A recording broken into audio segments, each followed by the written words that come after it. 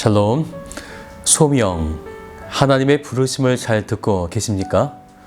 성령을 통해 우리를 부르시는 주님의 음성을 세밀하게 잘 듣게 되시기를 주님의 이름으로 축복합니다. 오늘 말씀은 에스겔 3장 말씀 되겠습니다. 제 3장.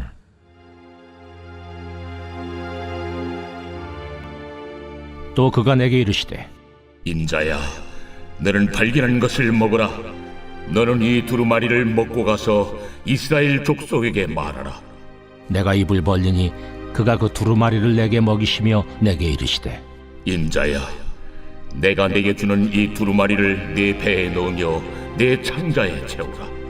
하시기에 내가 먹으니 그것이 내 입에서 달기가 꿀 같더라. 그가 또 내게 이르시되, 인자야, 이스라엘 족속에게 가서 내 말로 그들에게 고하라.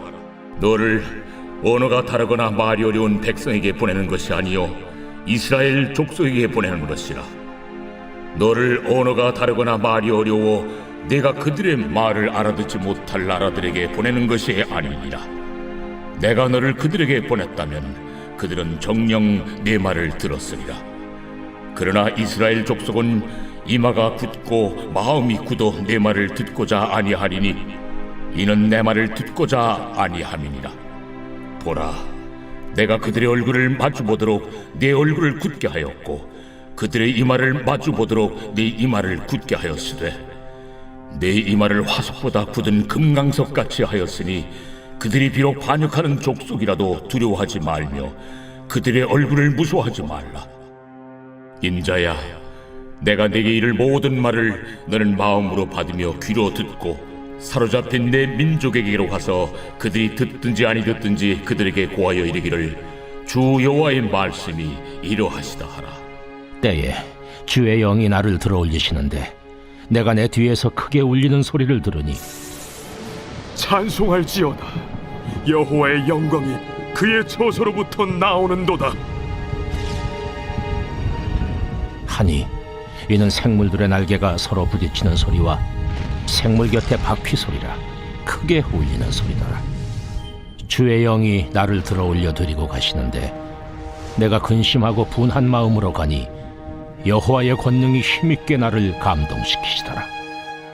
이에 내가 데라비베 이르러 그 사로잡힌 백성 곧 그발 강가에 거주하는 자들에게 나아가 그 중에서 두려워 떨며 7일을 지내니라. 7일 후에 여호와의 말씀이 내게 임하여 이르시되, 인자야, 내가 너를 이스라엘 족속의 파수꾼으로 세웠으니 너는 내 입의 말을 듣고 나를 대신하여 그들을 깨우치라.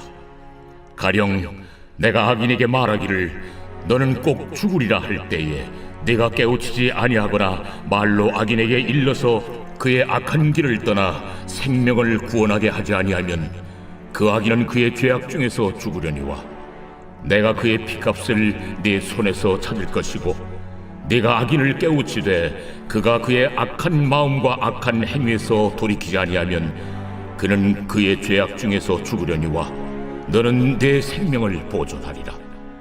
또 의인이 그의 공의에서 돌이켜 악을 행할 때에는 이미 행한 그의 공의는 기억할 바 아니라 내가 그 앞에 거치는 것을 두면 그가 죽을지니 이는 내가 그를 깨우치지 않음이니라. 그는 그의 죄 중에서 죽으려니와 그의 피값은 내가 내 손에서 찾으리라. 그러나 네가 그 의인을 깨우쳐 범죄하지 아니하게 하므로 그가 범죄하지 아니하면 정녕 살리니 이는 깨우침을 받음이며 너도 내 영혼을 보존하리라. 여호와께서 권능으로 거기서 내게 임하시고 또 내게 이르시되, 일어나 들로 나아가라.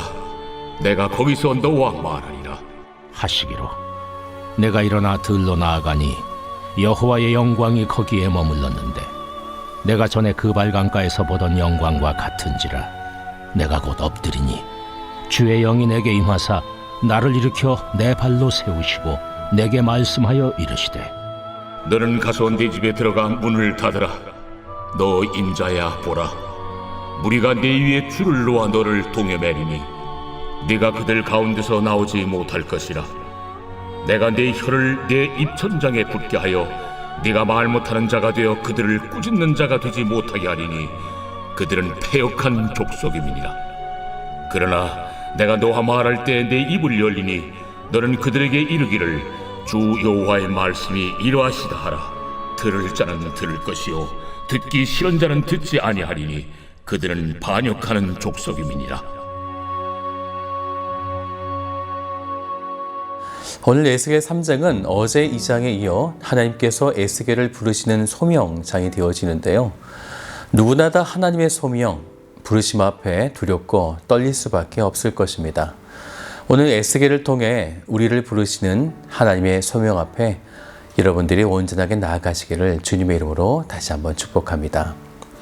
에스겔 1장에서는 하나님의 위엄과 장엄, 위대하시는 그 하나님께서 북쪽에서 폭풍과 큰 구름으로 오시게 될 때에 불이 번쩍번쩍하여 사방으로 비추면서 그렇게 오시는 환상을 에스겔에게 보여주셨는데요. 그때 하나님을 수종하는 4개의 귀한 생물의 형상을 보이시면서 하나님의 전능하심과 위엄과 능력이 있음을 나타내셨습니다. 그런데 이 형상 위에 한 보좌가 있었는데 그것이 남보석 같고 사람의 모양과 같았더라라는 거죠. 좀 더 자세히 보니 사방으로 광채가 나는 불 같은 형상과 또 비 오는 날 구름에 있는 무지개 같은 형상을 비추게 되어지는데 바로 여호와의 영광의 형상의 모양이었다라는 것입니다. 그런데 이러한 여호와의 영광의 형상이 있는 그 보좌 가운데 하나님의 말씀이 주어지는데 그것이 에스겔에게 임하였던 것입니다. 오늘 3장은 2장에 이어서 그 위엄과 장엄함이 있는 하나님의 말씀이 주어질 때 에스겔은 부르심의 소명 앞에 서야 하는데요. 우리가 먼저 1절을 같이 함께 보겠습니다. 또 그가 내게 이르시되 인자야 너는 발견한 것을 먹으라. 이는 이 두루마리를 먹고 가서 이스라엘 족속에게 말하라 하시기로.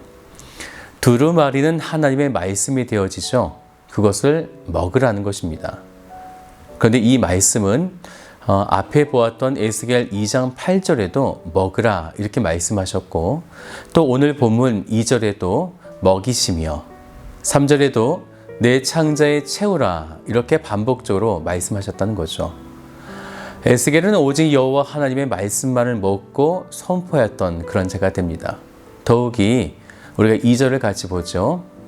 내가 입을 벌리니 그가 그 두루마리를 내게 먹이시며 소명, 즉 부르심은 내가 의지대로 하는 것이 아니다라는 것입니다.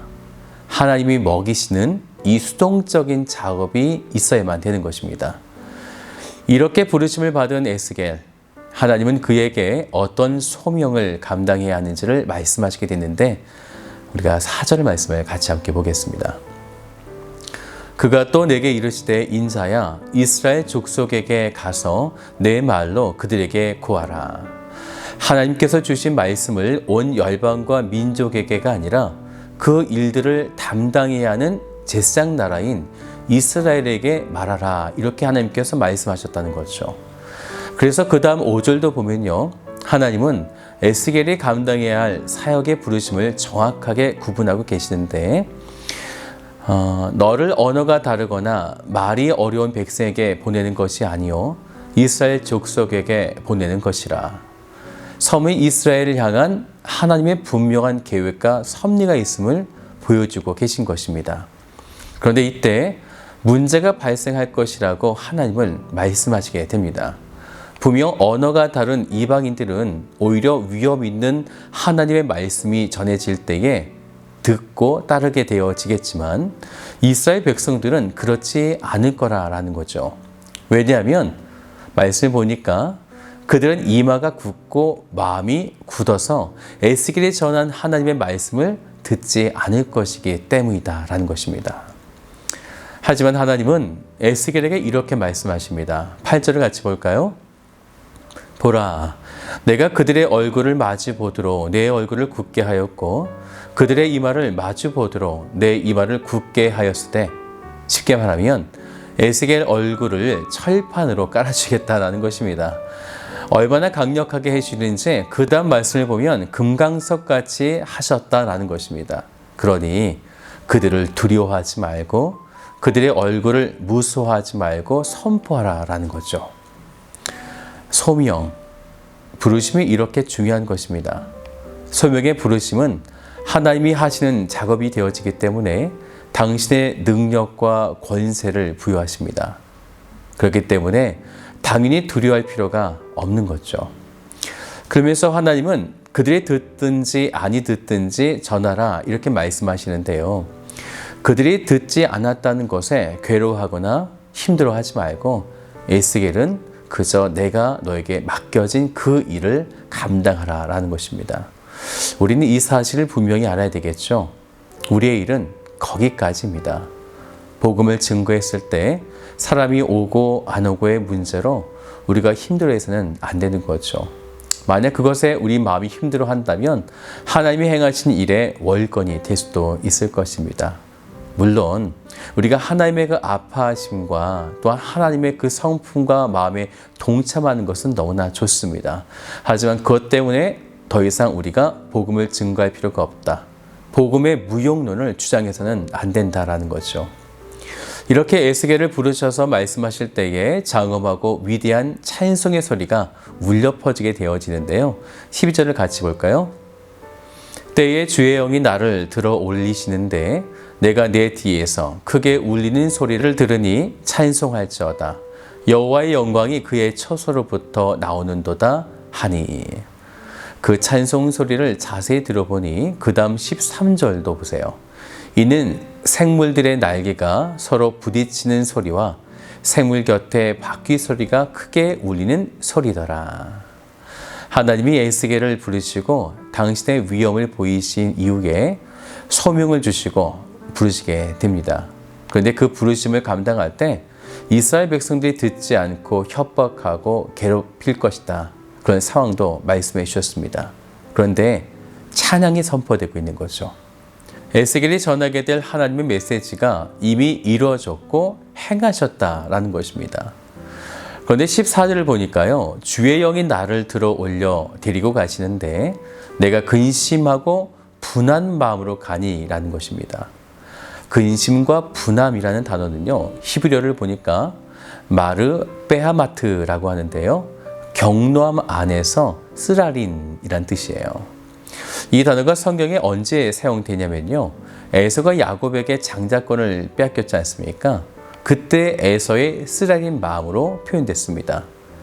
그리고 또 모르드게가 유다 민족의 말살될 것을 알았을 때에도 이 쓰라린, 이 고통의 단어가 사용됐었습니다. 에스겔도 하나님이 이스라엘의 패역함에 대한 경노와 쓰라린 마음을 동일하게 에스겔이 가지게 되어졌었는데 여호와의 영을 통해 들어 올림을 받을 때 여호와의 권능이 에스겔을 감동시키게 된 것입니다. 이제 이 정도면 사역하면 되겠죠. 이스라엘 백성들 앞에 나아가면 될 것입니다. 그런데 15절을 보면 에스겔이 사로잡힌 이스라엘 백성들이 있는 그들과 함께 있을 때 이런 말씀이 있어요. 두려워 떨며 7일을 지내니라. 에스겔은 본인이 생각했던 것보다 동족의 죄악상이 너무나 심각하다는 사실을 알고 충격과 좌절, 낙담에 빠졌던 것입니다. 하지만 하나님은 에스겔을 그들 가운데 보내십니다. 그러면서 그에게 이렇게 말씀하시죠. 18절을 보세요. 가령 내가 악인에게 말하기를 너는 꼭 죽으리라 할 때에 내가 깨우치지 아니하거나 말로 악인에게 일러서 그의 악한 길을 떠나 생명을 구원하게 하지 아니하면 그 악인은 그의 죄악 중에서 죽으려니와 내가 그의 핏값을 내 손에서 찾을 것이고. 이후에도 비슷한 말씀들이 계속 나오는데요. 결국 하나님의 부르심을 받은 자들이 그 소명을 감당하지 못하면 그 영혼들은 죽게 될 것이고 그 죽음에 대한 죄값은 전하지 않는 너가 받을 것이다 라는 것입니다. 그러니 너는 두려워하지 말고 담대하게 전하라는 거죠. 사랑하는 여러분, 이것이 부르심입니다. 부르심 앞에서는 내가 하는 것이 아닙니다. 하나님이 행하실 일에 우리는 도구로 사용될 뿐입니다. 지금도 우리에게 복음의 사명을 감당하기를 원하셔서 우리를 부르시는 그분의 거룩한 부르심, 그 소명 가운데 나아가시는 복된 성도들 되시기를 주님의 이름으로 축복합니다.